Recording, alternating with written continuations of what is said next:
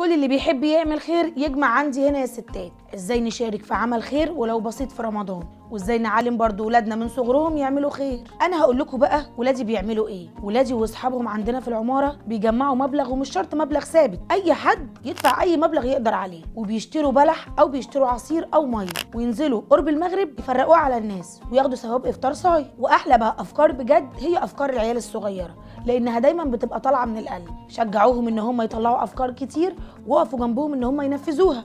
الكبار بقى يعملوا ايه؟ ممكن تعملوا شنطة رمضان، ممكن تعملوا افطار جماعي زي مائدة الرحمن، ممكن تحضروا سحور وتوزعوه. في فكرة تانية بقى انكم ممكن تساعدوا الناس دي لو محتاجين ادوية، تروحوا الصيدلية وتجيبوا شنطة العلاج اللي هم محتاجينها وتدوها لهم. معظم الناس اللي قاعدة في المستشفيات مقيمة ناس كتير بتودي لها فطار، ممكن تغيري وتعملي وجبات للسحور وتروحي تفرقيها ساعة السحور. في افكار خير كتير ومبادرات كتير ممكن تشاركي فيها، وفي جمعيات اهلية، بس اهم حاجة تكون جمعيات اهلية مشهرة ومعروفة. انت بتديهم فلوس حتى لو قليلة وهم بيعرفوا يتصرفوا ويدوها للمحتاجين. ممكن بقى نشوف الناس المغتربين من المحافظات واللي بيشتغلوا في وقت الفطار ووقت السحور، نعدي عليهم ونوزع لهم وجبات ناشفة وعصاير، اكيد هتفرق معاهم ومش هيحسوا انهم لوحدهم في رمضان. بما ان بقى داخل علينا الصيف وهننزل الهدوم الصيفي وندخل الهدوم الشتوي، فاحنا نعمل ايه؟ اللي صغر علينا من الشتوي نركنه على جنب ما نشيلوش، واللي هينزل من الصيفي صغير علينا برضو نركنه ما نشيلوش، ونمسك الهدوم دي نغسلها ونكويها ونكيسها ونديها للمحتاجين